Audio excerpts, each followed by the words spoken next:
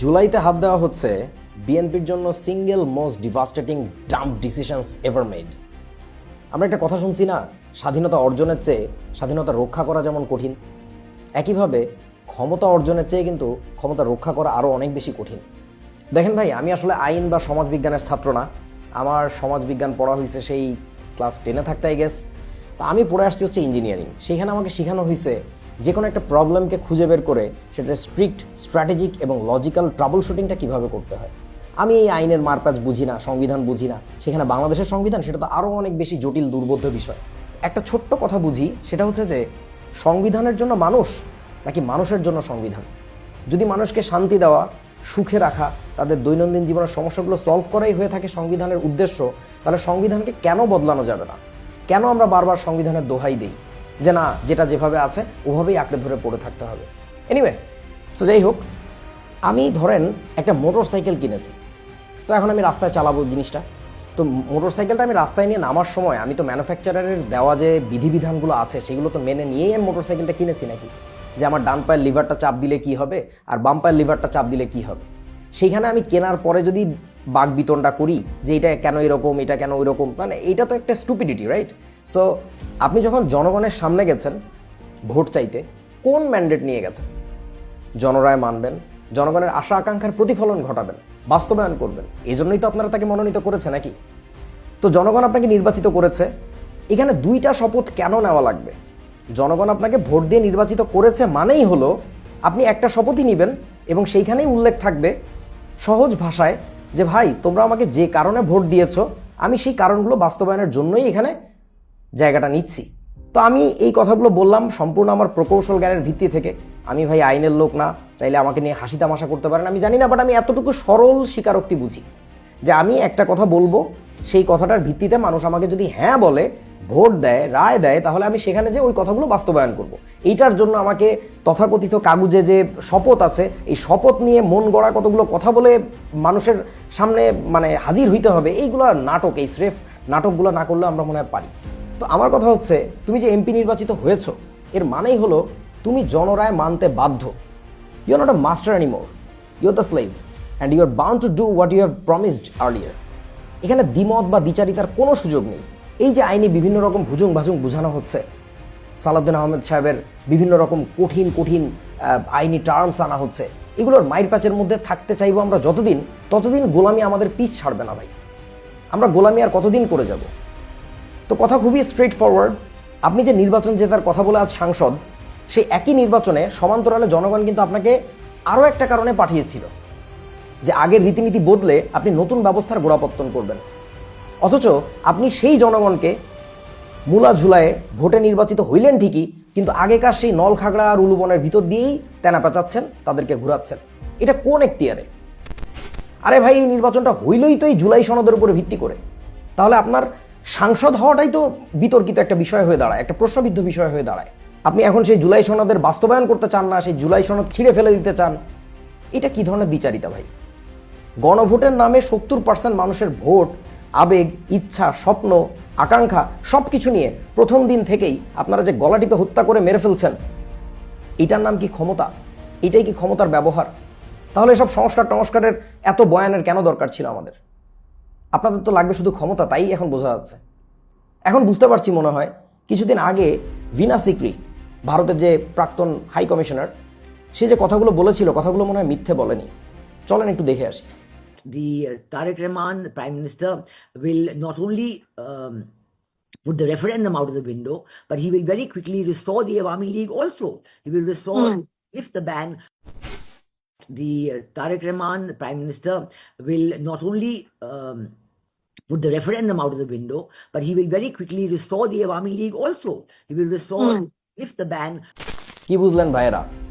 দেখলেন তো, মিলিয়ে নিয়েছেন মনে হয়। কথাগুলো আসলে তিনি হালকাভাবে বলেননি, কথাগুলো খুবই বাস্তব ছিল এবং তাদের কত বড় বুকের পাটা হইলে তারা এই জিনিসগুলা মিডিয়ার সামনে অবলীলায় বলে দিতে পারেন। কোন পর্যায়ের গোলামি আমাদের মধ্যে থাকলে তারা আমাদেরকে নিয়ে প্ল্যান করছে এবং সেই জিনিসটা সবার সামনে বলছে এবং আমাদের কোনো ভ্রুক্ষেপ নেই। কেন ভ্রুক্ষেপ নেই? এখন বোঝা যায় যে তাদের পাতানো নির্বাচনেই যে দল তারা ক্ষমতায় আনতে চেয়েছিল তাদেরকে আনতে পেরেছে এবং তাদের এতদিনে চেপে রাখা যে মূত্র ছিল, প্রস্রাব ছিল, সেই প্রস্রাবটা একেবারে মূত্র বিসর্জন করে দিয়েছে আমাদের জুলাই সনদের উপরে। কি নির্বাচনের আগে বলেনি তারা প্রস্রাব করে দিলে নাকি সব ভেসে যাবে? তো তারাই প্রস্রাবটা করে দিল আমাদের জুলাই সনদের উপরে, তারা প্রস্রাব করে দিল। এবার আপনারা এই জিনিসটা বোঝেন। তাও কপাল ভালো, হেগে তো দেয়নি, দিবে কিছুদিনের মধ্যেই দিবে আর কি। এনিওয়ে, সো জুলাই সনদ না মানলে এটা কে বুঝতে পারছে না যে বর্তমানে যে সংসদ নির্বাচনটা হইল এইটাও তো অবৈধ, এটা সবাই বুঝতে পারছে। এই একই ছবলে ভারত তো আবার মিস্টার তারেক রহমানকে ফাঁসিতেও ঝুলাইতে পারবে। হ্যাঁ, আমি আগেই বলে যাচ্ছি, আমার বলা কথাগুলো মিলেছে কিনা আগে একটু মিলিয়ে দেখবেন। যে জুলাই সনদকে আপনারা অস্বীকার করছেন সেটাকে যদি স্বীকার নাই করেন তাহলে মিস্টার তারেক রহমানও তো অবৈধ, কারণ নির্বাচন হওয়ার কথা ছিল কবে? 2028 বা 29-এ। সেই জিনিসটা কেন এখন 2026 সালে হলো? তার মানে হচ্ছে বেগম খালেদা জিয়া যে কথাটা বলেছিল 2011 সালে, সে কথাটা হচ্ছে যেদিন জনগণের সরকার ক্ষমতায় আসবে সেই দিন এই সংবিধানকে ছুঁড়ে ফেলে দেওয়া হবে। সেই কথাটাই তারই নিজের ছেলে অমান্য করছে। বিএনপি তারেক রহমান সহ তার মন্ত্রিসভা পুরোটা বিলীন হয়ে যাবে, দেখবেন ধূলিসাৎ হয়ে যাবে। সেই দিন আর বেশি দূরে নেই, জাস্ট ওনার মায়ের অভিশাপের কারণে। হ্যাঁ, ওনার মা যে কথাগুলো বলেছিলেন সেই কথাগুলো ভায়োলেট করার জন্যই দেখবেন এই পুরো মন্ত্রিসভা বিলুপ্ত হয়ে যাবে। মন খারাপ করবেন না, বিএনপির এই যে ভুল সিদ্ধান্তের ইতিহাস এটা আজকে নতুন না। তোমরা যারা নতুন বাচ্চা কাচ্চা আছো, জেনজি, তারা হয়তো বা দেখোনি। আমার মতো যারা একটু বুড়ো মানুষ আছে তারা ঠিকই দেখেছে। তবে এই যে বিএনপির ভুল সিদ্ধান্তগুলো ক্রমাগত নিয়ে আসা, এটার খেসারত কিন্তু শুধুমাত্র বিএনপি একা দেয়নি, এর খেসারত দিয়েছে বেগম জিয়া সহ সম্পূর্ণ দেশ ও জাতি। সালাউদ্দিন আহমেদ সাহেব বিভিন্ন রকমের ফ্যান্সি ক্যাচওয়ার্ড দিয়ে নানান রকম থিসিস অ্যান্টিথিসিস দাঁড় করাচ্ছেন, কিভাবে জুলাই সনদটাকে ছুঁড়ে ফেলে দেওয়া যায়, কিভাবে ইনিয়ে বিনিয়ে 3টা মাস 180টা দিন পার করে দেওয়া যায়। এগুলো আসলে সবই ফাঁপা বুলি। এবং বেগম জিয়ার কথা অনুযায়ী তাহলে কি দাঁড়ায়? তাহলে আপনারা কি এখনও সেই জনগণের সরকার হয়ে উঠতে পারেননি, যার কথা বলেছিল উনি যে জনগণের সরকার আসা মাত্র ওই 72-এর সংবিধানকে ছুঁড়ে ফেলে দেওয়া হবে? আপনারা কেন ফেলতে দিচ্ছেন না? কেন আপনারা বিভিন্ন বাগাড়ম্বর করে যাচ্ছেন? কারণটা কি আসলে? উদ্দেশ্যটা কি? কাদের এজেন্ডা বাস্তবায়ন করছেন? খেয়াল করে দেখেন, 36 জুলাই তারিখের পর সংবিধানের দোহাই দিয়ে বিএনপি হাসিনার পা ধরে সালাম করা চুপ্পুকে রাষ্ট্রপতি হিসাবে অপসারণের জন্য এহেন কোনো যুক্তি নাই যেটা দাঁড় করায় নাই। বিএনপির বাধার কারণেই চুপ্পুকে সরানো যায়নি। সংবিধানের যে পুনর্লিখন হবে সেইখানেও বিএনপি বাধা হয়ে দাঁড়ায়। এমনকি উদ্ভট সব প্রশ্নে এসে হাজির হয়, এই গণভোটটা কি জাতীয় সংসদ নির্বাচনের আগে হবে নাকি পরে হবে? পরে তারাই একটা মতামত দেয় যে একই সাথে হোক। সেটাই তো হলো এই দেশে। তো কি আর বলবো ভাই, তাদের সব কথা মেনে নেওয়ার পরেও তাদের এই যে দ্বিচারিতা, এটার কারণটা কি আমরা আসলে বুঝেও মনে হয় না বোঝার ভান করছি। মাঝে মধ্যে দেখেন বিএনপি যে সংস্কার আলাপগুলো দেয় সেগুলো হচ্ছে শুধুমাত্র মানুষকে ম্যানিপুলেট করার জন্য, মাঝে মধ্যে মানুষকে বোঝানোর জন্য যে আমরা তোমাদের পক্ষে আছি। এইটা শুধুমাত্র সিম্প্যাথি গেইন করে তাদের নিজেদের ফায়দাটা লুটে নেওয়া, আর কিছুই না। তো শেষ করি ভাই, নব্য ফ্যাসিস্টদের ফ্যাসিবাদী প্রতিষ্ঠার আগেই উঠে দাঁড়ান, ঠেকিয়ে দেন। শহীদদের রক্তের সাথে বেইমানি করার আগেই প্রতিরোধ গড়ে তুলুন। রক্ত অনেক দিয়েছি। জেনজিকে এখানে একটু বলে রাখি, মিম তোমরা যেটা খুব পছন্দ করো, এই জিনিসটা হচ্ছে নর্মালাইজেশনের সবচেয়ে মারাত্মক অস্ত্র। কোনো একটা অন্যায় যখন ঘটতে থাকে তখন এটা নিয়ে যখন মিমগুলো বানানো হয়, এগুলো তোমরা মনে করো স্রেফ হাসি ঠাট্টার জন্য না, এগুলো ওই বিষয়টাকে না হালকা করার জন্য। সো তোমরা যখন ওই মিমটাকে বারবার ক্রমাগত শেয়ার করতে থাকো তখন যেটা হয়, এর আড়ালে ওই জিনিসটা মানুষের কাছে আর অপরাধ বলে মনে হয় না। তো এখন থেকে মনে রেখো, আমার এই রিকোয়েস্টটা থাকবে, যারাই এই বিএনপির করা বা রাষ্ট্র ক্ষমতায় যারাই আছে বা যে দলেরই হোক, যদি কোনো অন্যায় কাজ করে থাকে সেটা নিয়ে যখন মিম তৈরি করা হবে, দয়া করে প্লিজ সেগুলোর প্রতি ঘৃণা ভরে ভ্রুক্ষেপ সহকারে ছুঁড়ে ফেলে দিও। সেগুলোকে শেয়ার করে করে আরও বেশি প্রমোট করো না। যেখানেই কোনো অনিয়ম দুর্নীতি দেখবা সেগুলোকে নর্মালাইজেশন করো না। সেগুলো নিয়ে হাসি তামাশা করলেও সেটা এমনভাবে করো যেন মানুষ যেন সেগুলো দেখে বিক্ষুব্ধ হয়, মানুষ সেটাকে স্বাভাবিকভাবে নিতে না শেখে।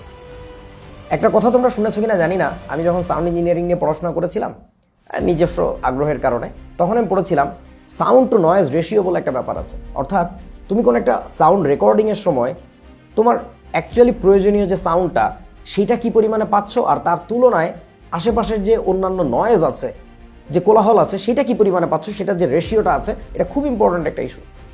সো তোমার আশেপাশে যত বেশি নয়েজ থাকবে তত কিন্তু মেইন যে সিগন্যালটা সেটা তোমার কাছে পৌঁছাবে কম। যাই হোক, বিপ্লব সমাসন্ন বোঝাই যাচ্ছে, রাগঢাকের কিছু নেই।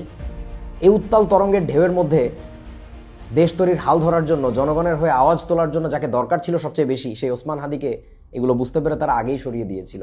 কারণ আমি যা বুঝছি এখন, সংসদে যারা গিয়েছে বা যারা যেতে পারেনি, তাদের যে কারোর মধ্যে ওসমান হাদি ছিল সবচেয়ে বলিষ্ঠ কণ্ঠস্বর, এবং সে আসলেই ততটুকু মেধাবী ছিল যারা পুরো দেশের হয়ে সম্মুখ সারিতে নেতৃত্ব দেওয়ার ক্ষমতা রাখে।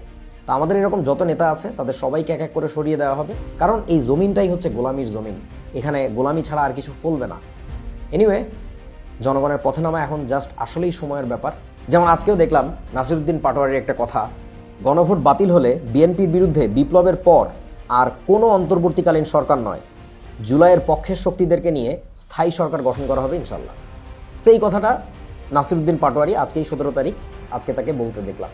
তো আমরা বুঝতে পারছি বিভিন্ন দিক থেকে যে আওয়াজ আসছে, লড়াই অবশ্যম্ভাবী, রক্ত আমাদের দিতেই হবে। কারণ মনে আছে তো, দাসত্বই যে জমিনের নিশ্চল নিয়তি, লড়াই সেখানে সর্বোত্তম ইবাদত। পিরিয়ড।